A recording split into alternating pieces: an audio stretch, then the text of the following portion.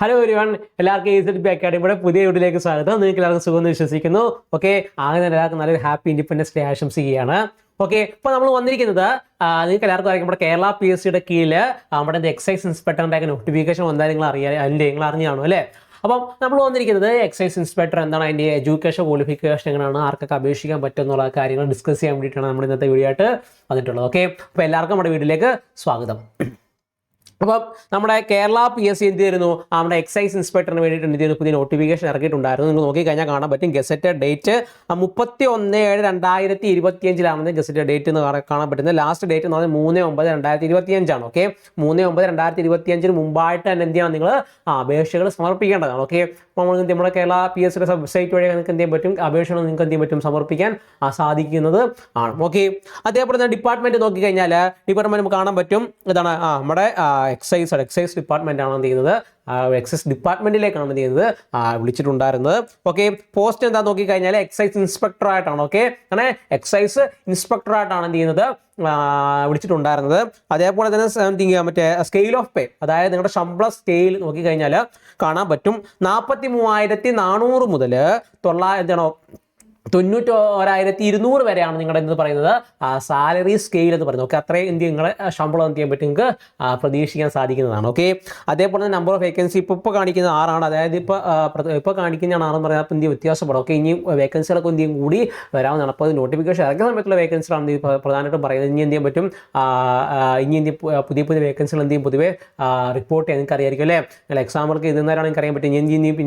പിന്നെ എന്ത് ചെയ്യുക, പുറകെ ഇനി എന്ത് ചെയ്യും വേക്കൻസികളൊക്കെ ഇനി കൂടി ഇനി വരുന്നത് ആയിരിക്കും. ഓക്കെ, അപ്പോൾ ഇത്രയേ ഉള്ളൂ. അതുകൊണ്ട് ഞാൻ ഇനി അപേക്ഷിക്കുന്നില്ല എന്ന് പറഞ്ഞിരിക്കരുത്. എന്ത് ചെയ്യും, വേക്കൻസി ഇനി കൂടുന്നത് ആയിരിക്കും അല്ലേ. അപ്പോൾ എന്ത് ഇനി വേക്കൻസി കൂടുന്നതനുസരിച്ച് നമ്മൾ എന്ത് ചെയ്യും, നിങ്ങളെ അത് അപ്ഡേറ്റ് ചെയ്യുന്നതായിരിക്കും. ഓക്കെ, അതേപോലെ തന്നെ മെത്തേഡ് ഓഫ് അപ്പോയിൻമെന്റ് എന്ന് പറഞ്ഞാൽ ഡയറക്റ്റ് അപ്പോയിൻമെന്റ് ആണ് ഇവിടെ കാണാൻ സാധിക്കുന്നുണ്ട് അല്ലേ. അതേപോലെ ഏജ് ലിമിറ്റ് നോക്കുകയാണെങ്കിൽ 19 മുതൽ 31 വരെയാണെന്ന് പറയുന്നത് നിങ്ങളുടെ പ്രായപരിധി എന്ന് പറയുന്നത്. നിങ്ങളുടെ പ്രായപരിധി എന്ന് പറഞ്ഞാൽ എത്രയാണ്, 19 മുതൽ 31 വരെയാണ്. ഓക്കെ, 19 മുതൽ 31 വരെയാണ് നിങ്ങളുടെ എന്തെന്ന് പറയുന്നത് പ്രായപരിധി എന്ന് പറയുന്നത്. Okay, only candidates bone between 2/1/1994 and 01/2006. Both candidates include eligibility to apply for the sports with the usual relaxation to SC/ST and other backward communities എന്ന് പറഞ്ഞ് കാണുന്നുണ്ട് അല്ലേ. അതായത് 2/1/1994 1/1/2006 ഇടയിൽ ജനിച്ച വ്യക്തികൾക്ക് മാത്രമേ എന്തിന് അപേക്ഷിക്കാൻ സാധിക്കുകയുള്ളൂ, ഇവിടെ എക്സൈസ് ഇൻസ്പെക്ടറിന് എന്ത് ചെയ്യാൻ പറ്റുള്ളൂ, അപേക്ഷിക്കാൻ സാധിക്കുകയുള്ളൂ. ഓക്കെ, 19 മുതൽ 31 വയസ്സ് വരെയാണ് പ്രായം എന്ന് പറയുന്നത്. അതോടൊപ്പം തന്നെ എന്താണ് 2/1/1994 മുതൽ അതേപോലെ തന്നെ 1/1/2006 ഇടയ്ക്ക് ജനിച്ചിട്ടുള്ള വ്യക്തികളാണെങ്കിൽ എന്ത് ചെയ്യാൻ പറ്റും, നിങ്ങൾക്ക് അപേക്ഷിക്കാൻ സാധിക്കുന്നതാണ്. അതേപോലെ തന്നെ ബാക്കിയുള്ള നോട്ടിഫിക്കേഷൻ നമ്മൾ എപ്പോഴും പറയുന്ന പോലെ തന്നെ എന്താണ് SC, അതേപോലെ ST, അതേപോലെ ബാക്കി ബാക്ക്വേർഡ് ക്ലാസ്സസ് ആയിട്ട് OBC എന്നീ പറയും വിഭാഗത്തിൽ പെടുന്നവരാണ്. നിങ്ങൾക്ക് എന്ത് ചെയ്യാൻ പറ്റും, ഏജ് റിലാക്സേഷൻ ലഭിക്കുന്നതാണെന്ന് എന്ത് ചെയ്യുന്നുണ്ട്, പ്രധാനമായിട്ടും നോട്ടിഫിക്കേഷൻ എന്ത് ചെയ്യുന്നുണ്ട്, നിങ്ങളുടെ മുന്നിലേക്ക് പറയുന്നുണ്ട്. ഓക്കെ, അതായത് SC, ST, OBC എന്നീ പറയുന്ന ബാക്ക്വേർഡ് കമ്മ്യൂണിറ്റീസിൽ നിന്നിരുന്ന ആളുകളാണെങ്കിൽ നിങ്ങൾക്ക് എന്ത് ചെയ്യും, റിസർവ്ഡ് കമ്മ്യൂണിറ്റീസിൽ നിന്ന ആളുകളാണെങ്കിൽ നിങ്ങൾക്ക് എന്ത് ലഭിക്കും, ഏജ് റിലാക്സേഷൻ എന്ത് നിങ്ങൾക്ക് ലഭിക്കുന്നതായിരിക്കും. ഓക്കെ, നമുക്കറിയാം സാധാരണ വരുന്നത് വെച്ച് കഴിഞ്ഞാൽ OBCക്ക് 3 വർഷം, SC, STക്ക് 5 വർഷം എന്നൊക്കെ പറയുന്ന രീതിയിലാണ് പൊതുവേ എന്ത് ചെയ്യുന്നത് റിലാക്സേഷൻ നിങ്ങൾ വന്ന് കണ്ടിട്ടുള്ളത്.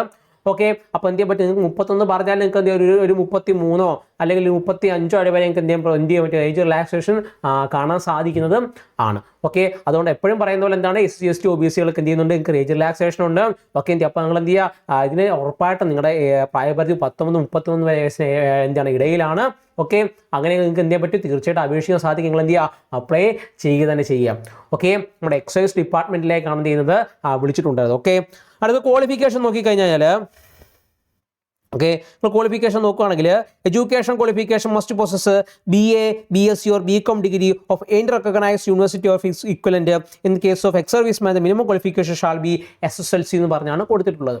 അതായത് 19 മുതൽ 31 വയസ്സ് വരെ പ്രായം, ശാരീരികമായിട്ട് അത്യാവശ്യം നല്ല ബോഡിയുള്ള വ്യക്തികളാണ്, ഫിസിക്കലി വലിയ വിഷയങ്ങളൊന്നും ഇല്ലാത്ത, മെഡിക്കലി അത്യാവശ്യം നല്ല ഫിറ്റായിട്ടുള്ള ഒരു വ്യക്തിയാണെങ്കിൽ 19 മുതൽ 31 വയസ്സിലാണ് പ്രായമെങ്കിൽ നിങ്ങൾക്ക് BA, BSc, BCom എന്നീ പറയുന്ന ഡിഗ്രികൾ ഉണ്ടെങ്കിൽ എവിടെ നിന്ന് റെക്കഗ്നൈസ്ഡ് യൂണിവേഴ്സിറ്റി, അതായത് കേരള സർക്കാർ അല്ലെങ്കിൽ കേന്ദ്ര സർക്കാർ അംഗീകരിച്ചിട്ടുള്ള പ്രധാനപ്പെട്ട യൂണിവേഴ്സിറ്റികളിൽ നിന്ന് നിങ്ങൾക്ക് BA, BSc, BCom എന്നീ പറയുന്ന ഡിഗ്രികൾ നിങ്ങൾക്ക് ലഭിച്ചിട്ടുണ്ടെങ്കിൽ നിങ്ങൾക്ക് എന്ത് ചെയ്യാൻ പറ്റും?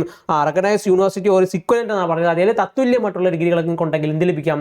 നിങ്ങൾക്ക് ഈ പറയുന്ന എക്സൈസ് ഇൻസ്പെക്ടറിന്റെ ട്രെയിനിലേക്ക് എന്ത് ചെയ്യാൻ പറ്റും? നിങ്ങൾക്ക് അപേക്ഷിക്കാൻ സാധിക്കുന്നതാണ്. ഓക്കെ, അപ്പോൾ 3 ക്രൈറ്റീരിയ ഞങ്ങൾ ഇപ്പോഴേ പറഞ്ഞിട്ടുണ്ട്. എന്താണ് ഒന്ന് പറഞ്ഞു കഴിഞ്ഞാൽ ഈ പറഞ്ഞ 19 മുതൽ 31 വയസ്സ് വരെ ആയിരിക്കണം പ്രായം എന്ന് പറയുന്നത്. അതേപോലെ തന്നെ നിങ്ങൾക്ക് ഈ പറയുന്ന പോലെ ഒരു ഡിഗ്രി നിങ്ങളുടെ കാണാം. ഏത് ഡിഗ്രി ആവാം, BA ആവാം, BSc ആവാം, BCom ആവാം, BBA എന്തൊക്കെ ആയിക്കോട്ടെ അല്ലേ. ഒരു റെക്കഗ്നൈസ്ഡ് യൂണിവേഴ്സിറ്റിയിൽ നിന്നായിരിക്കണം നിങ്ങൾ എന്ത് ചെയ്യുന്നത് ആ ഡിഗ്രി നിങ്ങൾ എടുത്തിട്ടുണ്ടായിരുന്നു. അല്ലെങ്കിൽ തത്തുല്യമായിട്ടുള്ള മറ്റെന്തെങ്കിലും ഒരു ഡിഗ്രി നിങ്ങളുടെ കയ്യിൽ എന്ത് ചെയ്യണം വേണ്ടത് അനിവാര്യമാണ്. അതേപോലെ തന്നെ എക്സ് സർവീസ്മാൻമാരാണെങ്കിലും ഒക്കെ നിങ്ങൾ, അതായത് നിങ്ങളുടെ സേനയിൽ നിന്നൊക്കെ വിരമിച്ചിട്ട് വരുന്നവരാണ്, എക്സാം എഴുതാൻ വേണ്ടി ഇരിക്കുന്നവരാണെങ്കിൽ നിങ്ങൾക്ക് എന്ത് ചെയ്യുന്നുണ്ട്? SSLC ആണ് നിങ്ങളുടെ മിനിമം ക്വാളിഫിക്കേഷൻ എന്ന് പറയുന്നത്. ഓക്കെ, അപ്പോൾ എന്ത് ചെയ്യുക, നിങ്ങളെ പറ്റി നല്ല അവസരമാണ് നിങ്ങളുടെ മുന്നിലേക്ക് വന്നിട്ടുള്ളത്. ഓക്കെ, അപ്പോൾ എന്താണ് എഡ്യൂക്കേഷൻ ക്വാളിഫിക്കേഷൻ എന്ന് പറയുന്നത്? BA അല്ലെങ്കിൽ BSc അല്ലെങ്കിൽ BCom എന്നീ പറയുന്ന ഒരു ഡിഗ്രി ആണെന്ന് എന്ത് ചെയ്യുക? ഓർത്ത് ഇരിക്കുക. ഓക്കെ, അതേപോലെ തന്നെ ഫിസിക്കൽ ക്വാളിഫിക്കേഷനെ കുറിച്ച് നമ്മൾ ഒന്ന് നോക്കുകയാണെങ്കിൽ, ഓക്കെ, ഫിസിക്കൽ ക്വാളിഫിക്കേഷൻ അതായത് എക്സാം നിങ്ങൾ അപ്ലൈ ചെയ്യുന്നതിന് മുമ്പായിട്ട് നിങ്ങൾ മനസ്സിലാക്കുന്ന കുറച്ച് കാര്യങ്ങളാണ്. അതായത് must physically fit for the strenuous outdoor work should possess following minimum physical standards എന്നുള്ളത്. അതായത് നിങ്ങൾക്ക് അറിയായിരിക്കും നമ്മുടെ യൂണിഫോം ജോബാണ്, അതേപോലെ വെളിക്ക് നമുക്ക് ഡ്യൂട്ടി ഒക്കെ കാണും, പോലീസിൻ്റെ ഡ്യൂട്ടീസ് എല്ലാം നമുക്ക് എന്ത് ചെയ്യും കാണുന്നതായിരിക്കും. അതുകൊണ്ട് തന്നെ ഫിസിക്കലി നമ്മൾ എന്ത് ചെയ്യണം? ഫിറ്റ് ആയിരിക്കണം അല്ലേ, ഫിസിക്കലി ഫിറ്റ് ആയിരിക്കണം. അതുകൊണ്ട് തന്നെ അവർ പറയുന്ന കുറച്ച് ക്രൈറ്റീരിയസ് ഉണ്ട്. ഓക്കെ, അത് നമ്മൾ ഫോളോ ചെയ്യേണ്ട ചില ക്രൈറ്റീരിയസ് എന്ത് ചെയ്യുന്നവർ പറയുന്നുണ്ട്. ഏതൊക്കെയാണെന്ന് പറഞ്ഞു കഴിഞ്ഞാൽ മെയിൽ കാൻഡിഡേറ്റ്സിന്, അതായത് ആൺകുട്ടികൾക്ക് ഹൈറ്റ് എന്ന് പറഞ്ഞാൽ 165 മിനിമം കാണണം. ആൺകുട്ടികൾക്ക് 165 സെൻറ്റിമീറ്റർ എന്ത് ചെയ്യണം? നീളം കാണണം. അതേപോലെ തന്നെ SC കാൻഡിഡേറ്റ്സ് ആണെങ്കിൽ, നിങ്ങൾ SC ST പറയുന്ന ബാക്ക്വേർഡ് ക്ലാസ്സസിൽ നിങ്ങൾ വരുന്ന ഒരു വ്യക്തിയാണെങ്കിൽ നിങ്ങൾക്ക് 160 സെൻറ്റിമീറ്റർ മതി. ഓക്കെ, അത് SC ഞങ്ങൾ പ്രത്യേകിച്ച് പറയുന്നത് SC ഷെഡ്യൂൾ കാസ്റ്റിൽ പെടുന്നവരാണെങ്കിൽ നിങ്ങൾക്ക് 160 സെൻറ്റിമീറ്റർ എന്ത് മതി? നീളം മതിയായിരിക്കും. 160 സെൻറ്റിമീറ്റർ മതി നിങ്ങൾക്ക് നീളം എന്ന് പറയുന്നത്. അതേപോലെ തന്നെ ചെസ്റ്റ് സൈസ് എന്ന് പറഞ്ഞാൽ ചെസ്റ്റ് സൈസ് 81 സെൻറ്റിമീറ്റർ ആണ് നോർമൽ. ഓക്കെ, 81 സെൻറ്റിമീറ്റർ ആണ് നോർമൽ ആണെന്ന് പറയുന്നത് ചെസ്റ്റ് സൈസ് എന്ന് പറയുന്നത്. എക്സ്പാൻഷൻ 5 സെൻറ്റിമീറ്റർ വേണം. അതായത് സാധാരണയായിട്ട് ചെസ്റ്റ് പിടിക്കുമ്പോൾ 81 സെൻറ്റിമീറ്ററും ശ്വാസം പിടിച്ച് നമ്മൾ നിൽക്കുകയാണെങ്കിൽ എന്ത് ചെയ്യാൻ പറ്റണം? ഒരു 5 സെൻറ്റിമീറ്റർ കൂട്ടി എക്സ്പാൻഡ് ചെയ്യാൻ നിങ്ങൾക്ക് എന്ത് ചെയ്യാൻ പറ്റിയിരിക്കണം. ഓക്കെ, അതാണ് പ്രധാനമായിട്ടും പറയുന്നത്. ഓക്കെ, അതേപോലെ ഫീമെയിൽ ആണെങ്കിൽ 152 സെൻറ്റിമീറ്റർ ആണ് മിനിമം ഹൈറ്റ് എന്ന് പറയുന്നത്. SC കാൻഡിഡേറ്റ്സ് ആണെങ്കിൽ 150 സെൻറ്റിമീറ്റർ എന്ത് ചെയ്യും മതിയായിരിക്കും. ഓക്കെ, ആൺകുട്ടികൾക്ക് 165ഉം അതേപോലെ പെൺകുട്ടികൾക്ക് 152 പറയുന്നത്.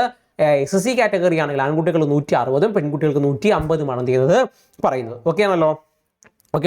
അതേപോലെ no relaxation will be allowed to SC ST candidates in matter of chest measurement എന്നുള്ളതാണ്. അതായത് SC ST കാറ്റഗറി പെടുന്ന വ്യക്തികൾക്ക് എന്ത് ചെയ്യുക? ചെസ്റ്റ് മെഷർമെന്റിന് യാതൊരു റിലാക്സേഷനും ഇല്ല. നിങ്ങൾക്ക് എന്ത് ചെയ്യാം? 81 സെൻറ്റിമീറ്റർ മിനിമം 5 സെൻറ്റിമീറ്റർ എക്സ്പാൻഷൻ നിങ്ങൾ എന്ത് ചെയ്യാം ഉണ്ടായിരിക്കേണ്ടത് നിർബന്ധമാണ്. ഓക്കെ, അതേപോലെ NCC സർട്ടിഫിക്കറ്റ് ഹോൾഡേഴ്സ് ആയി A, B, C categories will given weightage as marks 2%, 3%, 5% respectively. Okay, SBC candidate certificate holders weightage of as per GO നമ്മൾ കൊടുത്തിട്ടുണ്ട്. Extra marks will be award weightage sports person as per SISPAR. അതായത് ഈ പറയുന്ന NCC, SPC, sports quota എന്നിവയിലുള്ളവരാണെങ്കിൽ, അതായത് നിങ്ങൾക്ക് sports കോട്ടയിലൊക്കെ ഉണ്ട്, അതായത് സ്പോർട്സിലൊക്കെ ജില്ലാ തലത്തിൽ അല്ലെങ്കിൽ ഈ പറയുന്ന യൂണിവേഴ്സിറ്റി തലത്തിലൊക്കെ ഞങ്ങൾ വിജയിച്ചിട്ടുള്ളവരാണ് നിങ്ങളെങ്കിൽ, അല്ലെങ്കിൽ NCC അത് A, B, C സർട്ടിഫിക്കറ്റ് ഉള്ള സർട്ടിഫിക്കറ്റ് ഉള്ളവർക്ക് 2% എന്ത് ചെയ്യുന്നുണ്ട് വെയിറ്റേജ് ലഭിക്കുന്നുണ്ട്. B ഉള്ളവർക്ക് 3%, C ഉള്ളവർക്ക് 5%. അപ്പോൾ നിങ്ങൾ NCCക്ക് കൊണ്ടുവരാൻ നിങ്ങൾ തീർച്ചയായിട്ടും അപേക്ഷിക്കണമെന്നാണ് ഈ പറയുന്നത് എക്സൈസ് ഇൻസ്പെക്ടർ എന്ന് പറയുന്നത്. ഓക്കെ, 5% അടുപ്പിച്ച് എന്ത് ചെയ്യുന്നുണ്ട്? നിങ്ങൾക്ക് റിലാക്സേഷൻ ലഭിക്കുന്നുണ്ട്. അതേപോലെ SPC കേഡറ്റുകൾക്ക്, ഓക്കെ, 10ാം ക്ലാസ്സിലും മറ്റു ക്ലാസ്സുകളായിട്ട് SP സ്റ്റുഡൻസ് പോലീസ് കേഡറ്റുകൾ ഭാഗമായിട്ടുള്ളവരാണെങ്കിൽ നിങ്ങൾക്ക് എന്ത് ലഭിക്കുന്നുണ്ട്? നിങ്ങൾക്ക് ഇത് പറഞ്ഞ വെയിറ്റേജ് മാർക്ക് നിങ്ങൾക്ക് എന്ത് ചെയ്യുന്നുണ്ട് ലഭിക്കുന്നുണ്ട്. അപ്പോൾ അത്തരത്തിൽ സേനകളിലൊക്കെ നിങ്ങൾ അല്ലെങ്കിൽ ഈ പറയുന്ന ഓർഗനൈസേഷനിലൊക്കെ നിങ്ങൾ വർക്ക് ചെയ്തിട്ടുള്ളവരാണെങ്കിൽ നിങ്ങൾക്ക് വെയിറ്റേജ് ലഭിക്കുന്നുണ്ട്. സ്പോർട്സ് ആയാലും SPC ആയാലും NCC ആയാലും നിങ്ങൾക്ക് ലഭിക്കുന്നുണ്ട്. നിങ്ങൾ എന്ത് ചെയ്യുക? ഒരിക്കലും അത് മിസ് ചെയ്ത് കളയരുത്. ഓക്കെ, ഇന്ന് നിങ്ങൾ എന്ത് ചെയ്യുക? അതിന് പുറകെ തന്നെ എന്ത് ചെയ്യുക? വെച്ച് പിടിച്ചോ, നിങ്ങൾക്ക് കിട്ടും. ഓക്കെ, അപ്പോൾ അത് കണ്ട് അതിനെക്കുറിച്ച് ബാക്കി പറയുന്നുണ്ട്. Tentative schedule physical efficiency test will publish official website of the Kerala public service commission. Okay, last date of submission of application, അതായത് അവസാന തീയതി, അതായത് ആപ്ലിക്കേഷൻ സബ്മിറ്റ് ചെയ്യേണ്ട അവസാനത്തെ തീയതി എന്ന് പറഞ്ഞു കഴിഞ്ഞാൽ 3/9/2025 രാത്രിക്ക് മുമ്പായിട്ട് 12 മണിക്ക് മുമ്പായിട്ട് എന്ത് ചെയ്യണം? നിങ്ങൾ ആപ്ലിക്കേഷൻ സബ്മിറ്റ് ചെയ്യണം. അവസാനം ആവട്ടെ എന്ന് പറഞ്ഞിരിക്കരുത്, എന്ത് ചെയ്യുക? ഇപ്പോഴേ അയച്ചിട്ടേക്കണം. ഓക്കെ, അതായത് അപേക്ഷിക്കാൻ താല്പര്യമുള്ള വ്യക്തികൾക്കാണെങ്കിൽ www.kerala.psc.gov.in എന്ന് പറയുന്ന സൈറ്റിലൂടെ കയറി കഴിഞ്ഞാൽ നിങ്ങൾക്ക് എന്ത് ചെയ്യാൻ പറ്റും? ഈ പറയുന്ന സൈറ്റ് എന്ന് പറയുന്ന ഒഫീഷ്യൽ വെബ്സൈറ്റ് ആണ്, കേരള PSC ഒഫീഷ്യൽ വെബ്സൈറ്റ് ആണ്. ഇതിലൂടെ കയറി കഴിഞ്ഞാൽ എന്ത് ചെയ്യാൻ പറ്റും? രജിസ്റ്റർ ചെയ്തിട്ടുള്ളവരാണ് നിങ്ങൾ എന്ത് ചെയ്യുക? നിങ്ങൾക്ക് ഉടനെ തന്നെ എന്ത് ചെയ്യാൻ പറ്റും, നിങ്ങൾക്ക് അപേക്ഷിക്കാൻ സാധിക്കുന്നത്. അപ്പോൾ നിങ്ങളുടെ ഡിഗ്രിയും കൊണ്ട് നിങ്ങൾ ആഡ് ചെയ്തിടുക. ഓക്കെ, നിങ്ങളുടെ ഈ പറയുന്ന വൺ ടൈം രജിസ്ട്രേഷൻ ആയിട്ടുള്ള നിങ്ങൾ എന്ത് ചെയ്യണം, ഈ പ്രൊഫൈലിലേക്ക് നിങ്ങൾ ഡിഗ്രി കൂടെ ആഡ് ചെയ്തിട്ട് കഴിഞ്ഞാൽ നിങ്ങൾക്ക് എന്ത് ചെയ്യാൻ പറ്റും, ഈ പറയുന്ന പോലെ എക്സൈസ് ഇൻസ്പെക്ടർ എന്ത് ചെയ്യാൻ പറ്റും, നിങ്ങൾക്ക് അപേക്ഷിക്കാൻ സാധിക്കുന്നതാണ്. ഓക്കെ, അപ്പോൾ എന്ത് ചെയ്യുക, നിങ്ങൾ സമയം കളയാതെ എന്ത് ചെയ്യുക, നല്ലൊരു പോസ്റ്റാണ്. കാരണം എക്സൈസ് ഇൻസ്പെക്ടർ എന്ന് പറഞ്ഞാൽ വളരെ ഒരു വലിയ പോസ്റ്റാണ് അല്ലേ, നമ്മുടെ തുളത്തെ 2 സ്റ്റാർ കിട്ടുന്ന ഒരു പോസ്റ്റ് കൂടിയാണ് എക്സൈസ് ഇൻസ്പെക്ടർ എന്ന് പറയുന്നത്. അപ്പോൾ എന്ത് ചെയ്യുക, ഇപ്പോഴേ നിങ്ങൾ എന്ത് ചെയ്യുക, അപേക്ഷിക്കുക. ഓക്കെ, അത്തരത്തിൽ നമ്മുടെ കോഴ്സുകളിലേക്ക് പഠിക്കുന്നവരാണ് നിങ്ങളെങ്കിൽ നമ്മൾ AZB അക്കാഡമി നിങ്ങൾക്ക് വേണ്ടി 5 കോഴ്സിൽ എന്ത് ചെയ്യാൻ പറ്റും, ഇപ്പോൾ ഒരു കോഴ്സിൽ 5 പരീക്ഷ ക്രാക്ക് ചെയ്യുന്ന ഒരു രീതിയാണ് നമ്മൾ വന്നിട്ടുണ്ട്, പുതിയ കോഴ്സുകൾ വന്നിട്ടുണ്ട്. അതായത് നിങ്ങൾ university assistant, company board assistant, sub inspector, excise inspector, SBCID എന്നീ പറയുന്ന എക്സാമുകൾക്ക് പ്രിപ്പയർ ചെയ്യുന്നവരാണ് നിങ്ങളെങ്കിൽ നിങ്ങൾക്ക് നല്ലൊരു ബാച്ചാണ് നമ്മുടെ AZB അക്കാഡമി നിങ്ങൾക്ക് വേണ്ടി പ്രൊവൈഡ് ചെയ്യുന്ന ഒറ്റ കോഴ്സിൽ 5 പരീക്ഷകൾ ക്രാക്ക് ചെയ്യാൻ പറ്റുന്ന പുതിയ കോഴ്സ് എന്ന് പറയുന്നത്. ഓക്കെ, അതായത് യൂണിവേഴ്സിറ്റി അസിസ്റ്റൻറ്റ് ആയിക്കോട്ടെ, കമ്പനി ബോർഡ് അസിസ്റ്റൻറ്റ് ആയിക്കോട്ടെ, എക്സൈസ് ഇൻസ്പെക്ടർ ആയിക്കോട്ടെ, സബ് ഇൻസ്പെക്ടർ ആയിട്ടുള്ള SBCID ആയിക്കോട്ടെ, ഇത്തരം എക്സാമിനേഷൻസിന് പല എക്സാമിനേഷൻസിന് പല കോച്ചിങ് സെൻറ്ററിൽ കയറി ഓരോന്നിനും പൈസ കൊടുത്ത് നിങ്ങൾ പഠിക്കേണ്ട ആവശ്യമില്ല.